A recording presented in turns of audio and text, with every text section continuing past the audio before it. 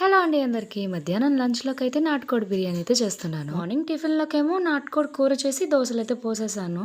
అందరం తినేసి అమ్మవారి గుడికైతే వెళ్ళాము. అమ్మవారి దర్శనం అయ్యి మేము ఇంటికొచ్చేసరికి 1:30 అయింది. ఇంకా లంచ్‌కి ప్రిపేర్ చేయాలిగా. మా అత్తయ్య అయితే అన్నీ కట్ చేసి నాకు హెల్ప్ చేస్తూ ఉంది. నేనైతే వండుతున్నాను. అసలు వంటేమో గానీ ఒంటి మీద చెమటే ఎక్కువగా ఉంది. ఈ ఎండలకి డ్రెస్ వేసుకోను, నైటీ వేసుకొని వంట చేయడం అనేది కష్టమైతే, అందులో నేను శారీ కట్టుకున్నాను. ఇక శారీ కట్టుకొని వంట చేయడం అయితే ఇదే ఫస్ట్ టైం నేను. అందులో ఏముంది మేమందరం కట్టుకొని చేయడం లేదా ఏంటి? మీరేమైనా స్పెషలా ఏంటి అనుకునేరు.